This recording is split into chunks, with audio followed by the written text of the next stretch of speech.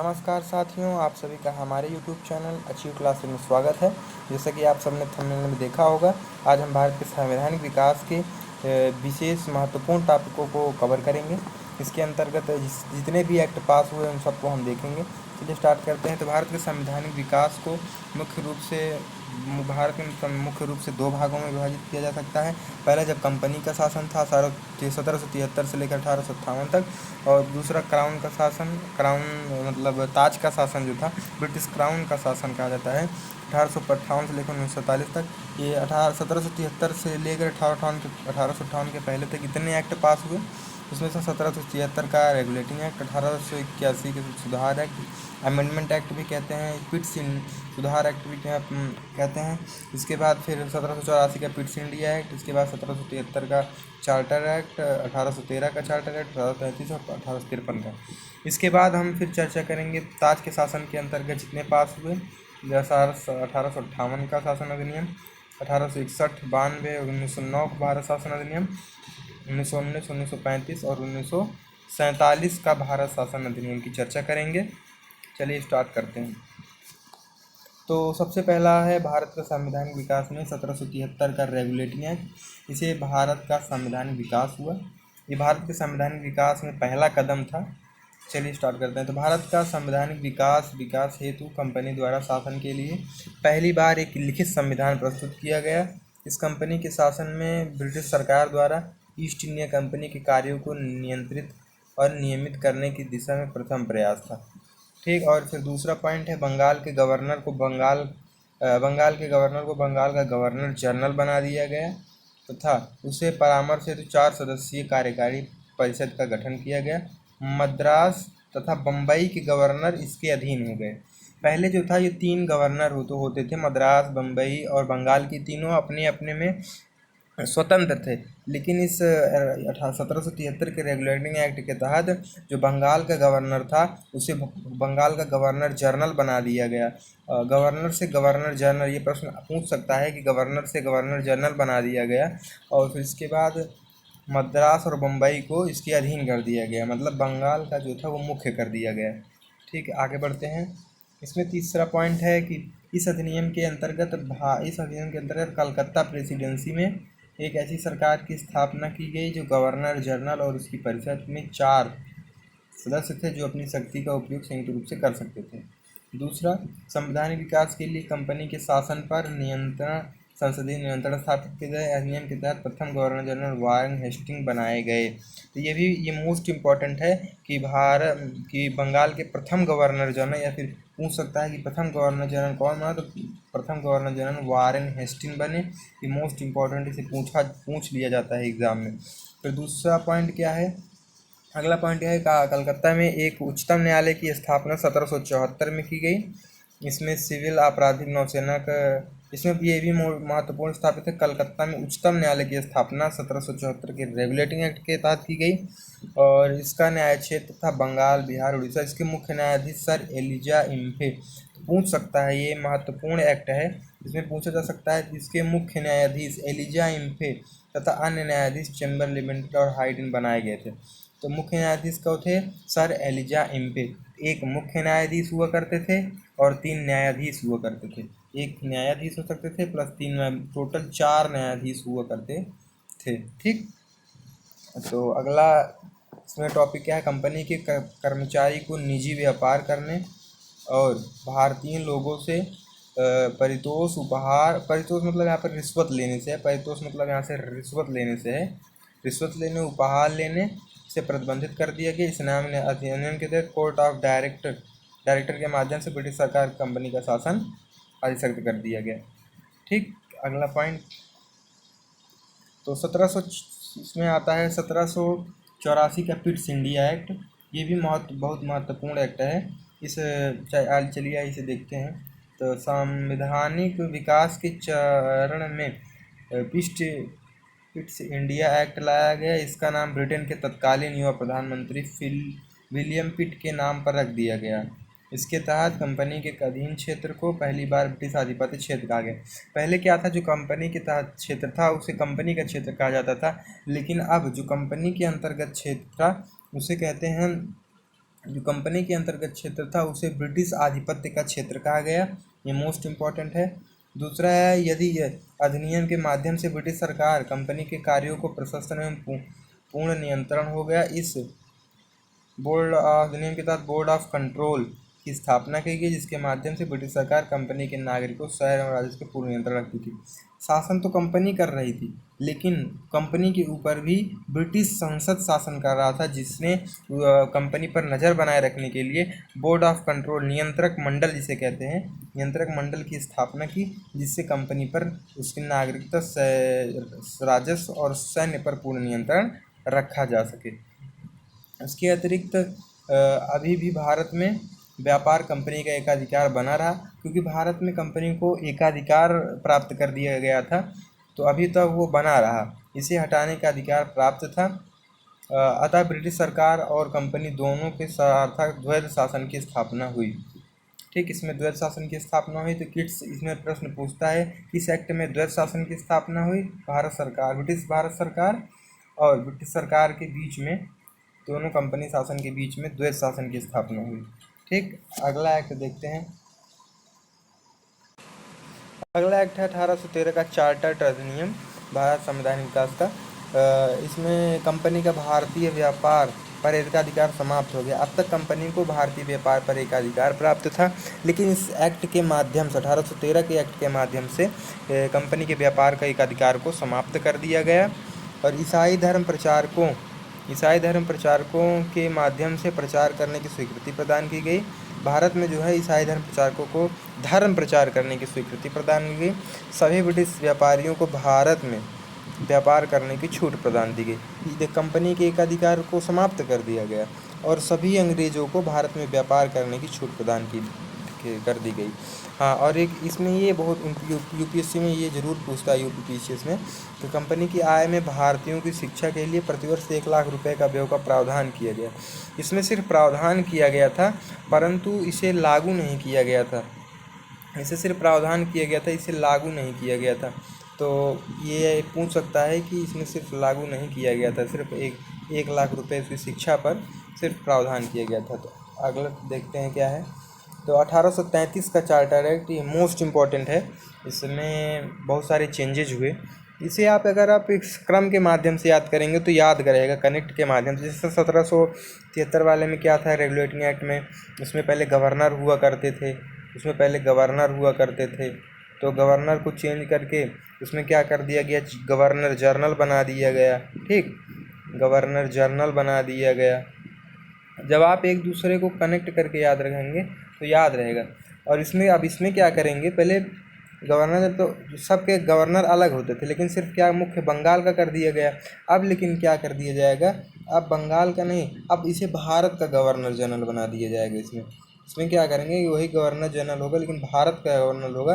वो जो बंगाल का गवर्नर जनरल होगा, ये भारत का गवर्नर जनरल कहलाएगा। इससे पूरे भारत पर ब्रिटिश का एक मतलब पूर्ण अधिकार होगा, असीमित अधिकार प्राप्त कर दिया जाएगा और पूर्ण शासन होगा, पूर्ण नियंत्रण होगा उनका। तो आइए पढ़ते हैं इसमें क्या लिखा गया है। तो इस अधिनियम के तहत बंगाल की गवर्नर जनरल को भारत का गवर्नर जनरल बना दिया गया। गवर्नर जनरल में नागरिक और सैन्य शक्तियों को निहित थे। भारत के प्रथम governor general lord William Bentinck थे। ये पूछ सकता है, ये अति महत्वपूर्ण है। तो भारत के प्रथम गवर्नर जनरल कौन थे? भारत के प्रथम गवर्नर जनरल कौन थे? विलियम लॉर्ड बेटिंग थे। ठीक, अगला टॉपिक है। अगला, इस अधिनियम के तहत मद्रास और बम्बई के गवर्नर को विधायी शक्ति संबंधी से वंचित कर दिया गया। भारत सरकार के गवर्नर जनरल को संपूर्ण ब्रिटिश क्षेत्र में विधायी शक्तियाँ सीमित प्राप्त हो गई। अगला क्या है, इस अधिनियम के तहत ईस्ट इंडिया कंपनी विशुद्ध रूप से प्रशासनिक निकाय बन गई। इसके तहत सर्वप्रथम सिविल सेवाओं, देखिए जो आज यूपीएससी की परीक्षा नहीं होती सिविल सेवाओं की परीक्षा के लिए, तो सेवकों के लिए खुली भर्ती का आयोजन प्रारंभ का प्रावधान किया गया, किंतु कोर्ट ऑफ डायरेक्टर के विरोध पर इसके प्रावधान को नहीं किया गया, इसे लागू नहीं। इस सबसे पहले चर्चा कब हुई थी? तो 1873 के एक्ट में हुई थी यूपीएससी की खुली परीक्षाओं के लिए, लेकिन इसे लागू नहीं किया गया था। इसे अगले एक्ट में लागू किया जाएगा, क्योंकि बोर्ड ऑफ डायरेक्टर के विरोध पर इसे लागू नहीं किया गया। और फिर अगला पॉइंट क्या है, 1813 का चार्टर अधिनियम। 1813 का चार्टर अधिनियम क्या बताता है? कंपनी का भारतीय व्यापार पर एकाधिकार समाप्त हो गया। इसमें एकाधिकार को समाप्त कर दिया गया था। इसे तो हमने अभी पढ़ रखा है वैसे। इसमें तो 1813 हो गया है हमारा। हम आगे बढ़ते हैं। फिलहाल इसमें ये भी हो गया था। हम आगे बढ़ते हैं। 1853 का चार्टर अधिनियम, इसके अंतर्गत पहली बार गवर्नर जनरल के परिषद में विधायी शक्ति तथा प्रशासनिक कार्यों को पृथक कर दिया गया। पहले क्या था, जो विधायी शक्तियाँ थी और प्रशासनिक कार्य था, ये दोनों भारत के गवर्नर जनरल पर निहित था, उसके परिषद पर निहित था। लेकिन अब क्या हो गया, इसे पृथक पृथक कर दिया गया। और अगला पॉइंट क्या है, इस अधिनियम के तहत सिविल सेवाओं परीक्षाओं की खुली भर्ती हेतु प्रतियोगिता का शुभारंभ कर दिया गया। अब सिविल सेवाओं के लिए भारतीय नागरिक भी भाग ले। पहले क्या था, सिविल सेवाओं के लिए खुली भर्ती नहीं थी, सिर्फ अंग्रेजी ही उच्च पदों पर हुआ करते थे। लेकिन अब इसके माध्यम से भारतीयों को भी सिविल सेवाओं में बैठने का अनुमति मिली। तो अगला पॉइंट क्या है, इस अधिनियम के तहत अंतर्गत पहली बार केंद्रीय विधान परिषद में स्थानीय प्रतिनिधित्व प्राप्त किया गया। भारतीय और विधि गवर्नर परिषद को पूर्ण सदस्य बना दिया गया। ठीक, अब सिविल सेवाओं की परीक्षाओं के लिए क्या था मुख्य महत्वपूर्ण क्या तथ्य थे, उससे देख लेते हैं। सिविल सेवाओं की परीक्षा के लिए 1854 में मैकाले नीति का गठन किया गया। पहले भारतीय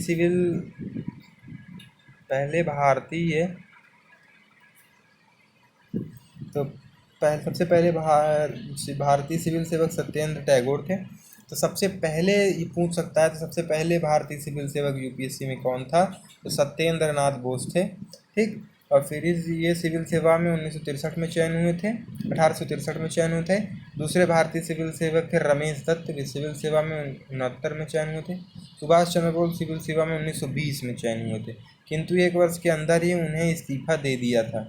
1935 के अधिनियम के तहत केंद्रीय स्तर पर संघीय लोक में प्रांतों और प्रांत लोक सेवा आयोग की स्थापना की गई। नोट, इसके पश्चात भी संवैधानिक सुधार क्राउन शासन के अधीन रहा। ठीक, अगला ये भारत मतलब यहाँ से जो होता है 1858 से, यहीं से ब्रिटिश ताज का शासन आरंभ होता है। अब तक हम जो बातें कर रहे थे वो ईस्ट इंडिया कंपनी की बातें थी, ईस्ट इंडिया कंपनी की बातें थी। लेकिन अब क्या हो गया, ये हो गया ब्रिटिश क्राउन के अंतर्गत। ठीक है, तो अब हम ब्रिटिश क्राउन के अंतर्गत पढ़ेंगे क्या क्या हुआ ब्रिटिश क्राउन के अंतर्गत। चलिए देखते हैं। हाँ, तो क्या किया गया, तो सिविल सेवाओं के लिए 1800, ये तो हमने पढ़ चुका है, लगता है एक पेज पीछे है। हाँ, ये बात तो 1858 का ये यहीं से होता है ताज के शासन का प्रारंभ। तो भारत में कंपनी के शासन को समाप्त कर शासन उत्तरदायी ब्रिटिश सरकार क्राउन को सौंप दिया गया। इसके तहत भारत में board of control, board of director को समाप्त कर दिया गया, अतः द्वैत शासन को समाप्त कर दिया गया। पहले क्या था, द्वैत शासन था, हमने आपको पढ़ाया था द्वैत शासन, लेकिन अब उसे समाप्त कर दिया था। ब्रिटिश सामग्री में भारतीय प्रशासन संचालन सचिव रूप से राज्य सचिव करता था, जिसकी सहायता से 15 सदस्य परिषद का सलाहकारी गठन किया गया। भारत के गवर्नर जनरल का नाम वायसराय कर दिया गया। पहले क्या थे, तो पहले गवर्नर थे। ठीक, पहले क्या थे, पहले गवर्नर थे, फिर गवर्नर से क्या किया गया, जनरल गवर्नर किया गया। उसके बाद अब क्या कर दिया गया, अब वायसराय कर दिया गया। अब इसमें भी पूछ सकता है सबसे पहले वायसराय कौन थे। ठीक है, सबसे पहले वायसराय भी पूछा जाएगा आपसे, इसमें देखिएगा कर दिया गया। इस प्रकार भारत का प्रथम वायसराय लॉर्ड कैनिंग बना। ये मोस्ट इम्पॉर्टेंट है, भारत का प्रथम वायसराय लॉर्ड कैनिंग बना। ठीक, उसके बाद मंत्री भारत में मंत्री को वायसराय से गुप्त पत्र व्यवहार तथा ब्रिटिश सरकार में बजट पेश करने का अधिकार दिया गया था। ठीक, 1861 का भारत परिषद अधिनियम पढ़ते हैं। इसके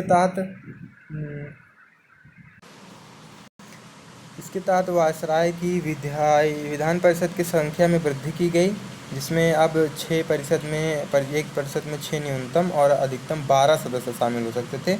उनमें कम से कम आधे सदस्य गैर सरकारी होना आवश्यक था। इस अधिनियम के तहत मद्रास और बम्बई प्रेसिडेंट को विधायी शक्तियाँ प्रदान करके विकेंद्रीकरण की प्रक्रिया शुरू। पहले क्या था, कंपनी के शासन में केंद्रीकरण किया गया, लेकिन अब फिर विकेंद्रीकरण देखने को मिला। विकेंद्रीकरण में पहले सारी शक्तियाँ जो थी बंगाल के गवर्नर के पास नहीं थी, और लेकिन अब पुनः बम्बई और मद्रास के जो प्रेसिडेंसी थी उन्हें पुनः उनकी शक्तियाँ विकेंद्रीकरण कर दी गई, इन्हें वापस कर दी गई। अगला पॉइंट है वायसराय को विधायी शक्तियाँ कार्य नए प्रांतों का निर्माण, नवनिर्माण के प्रांतों, गवर्नर या लेफ्टिनेंट गवर्नर की नियुक्ति का आदेश प्रदान किया गया। तो गवर्नरों की नियुक्ति अब वायसराय करेंगे।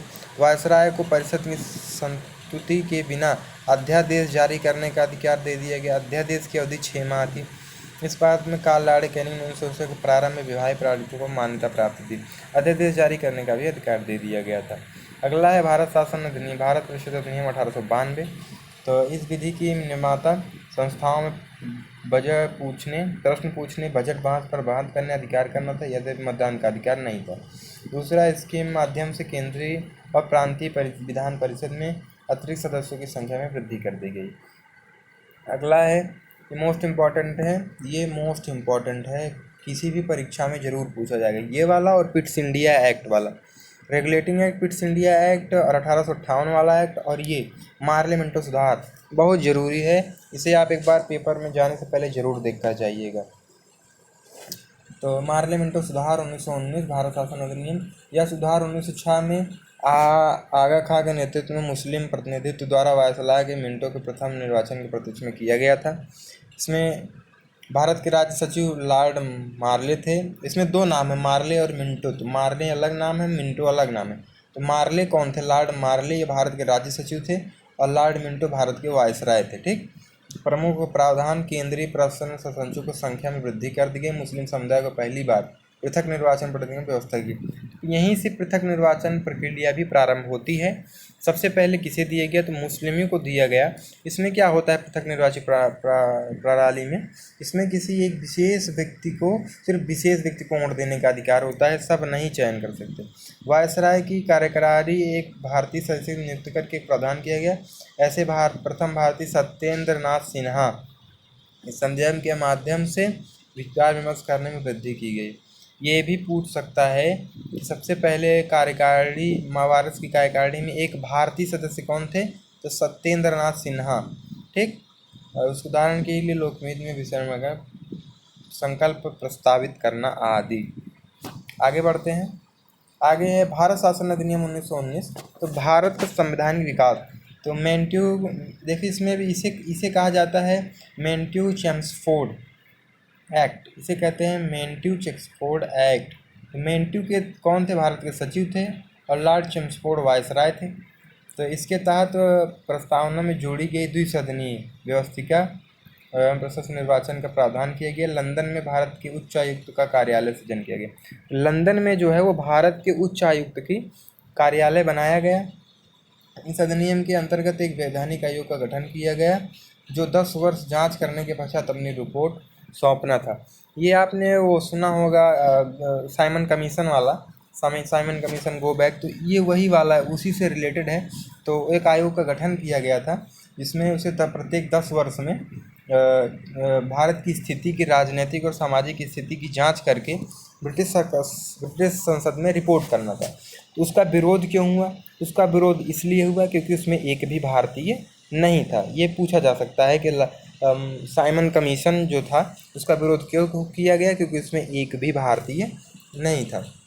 सांप्रदायिक आधार पर पृथक निर्वाचन के विस्तारित करके ईसाइयों, अंगला, तो देखो पहले वाले में मुस्लिमों को दिया गया, 1909 वाले में सिर्फ मुस्लिमों को पृथक निर्वाचन में विस्तारित किया गया, लेकिन इसमें ईसाइयों, आंग्ला भारतीयों और यूरोपियों को भी शामिल कर दिया गया।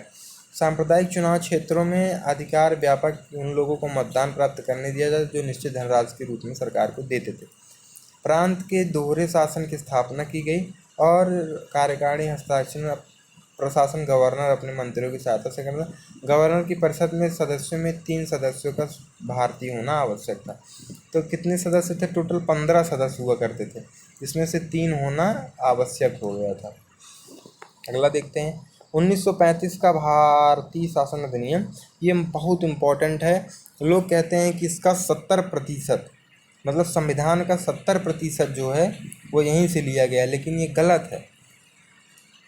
ये एक एक्ट है और वो भारतीय संविधान, अपितु ये ना कह के ये होना चाहिए कि जो इसका 70% है वो भारतीय संविधान में लिया गया है, क्योंकि भारतीय संविधान की एक नींव जो है ये यहीं से तैयार होती है। तो चलिए देखते हैं इसमें क्या है। 1932 में तैयार किए गए एक श्वेत पत्र, पर आधारित था। इसमें कोई प्रस्तावना नहीं था। इसमें अखिल भारतीय संघ, जिसमें 11 ब्रिटिश, 6 चीफ कमिश्नर स्वेच्छा से सम्मिलित और देसी रियासत से सम्मिलित थे। वे केंद्र पर उसकी इकाइयों की 3 संघीय राज्य सूची, समवर्ती सूची बनाई गई। संघ सूची, राज्य सूची और समवर्ती सूची, जिसमें क्रमशः 59, 46 और 36 विषय थे। स्थानांतरित विषयों पर प्रकाशन गवर्नर व मंत्रियों को सौंपा गया। मंत्रियों के मंडल में फंसे चुने जाते थे, प्रति उत्तरदायित्व थे। इस अधिनियम के तहत एक भारतीय संघ की स्थापना की गई।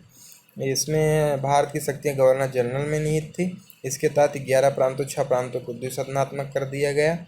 इसमें पूछा जा सकता है, किंतु गवर्नर केंद्र में द्वैत शासन की मताधिकार विस्तार किया गया।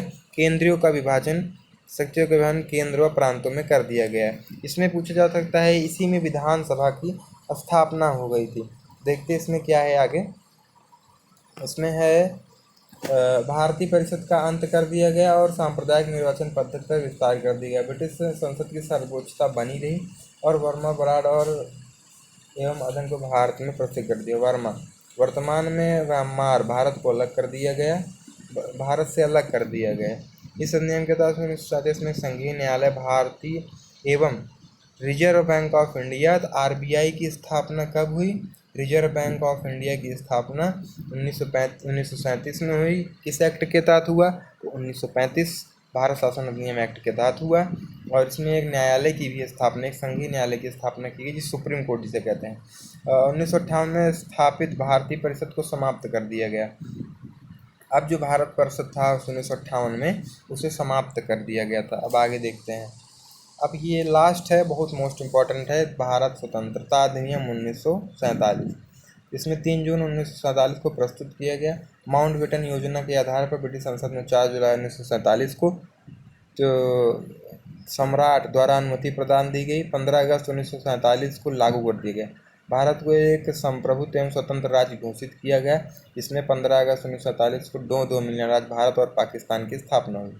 दोनों राज्यों के लिए ब्रिटिश सम्राट पृथक ये दोनों सहमत हो और संयुक्त गवर्नर नियुक्त करेगी।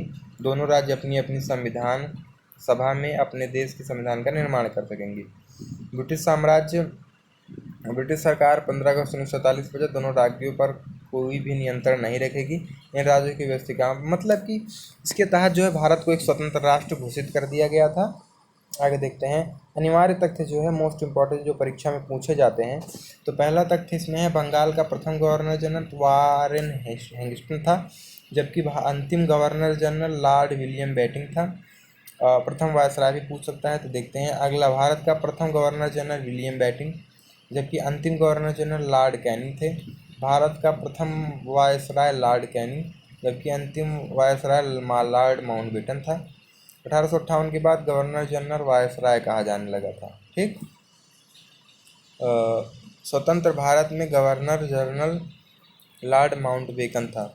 स्वतंत्र भारत में प्रथम गवर्नर जनरल पूछा जा सकता था, लॉर्ड माउंटबेटन थे, जो कि अंतिम वायसराय थे,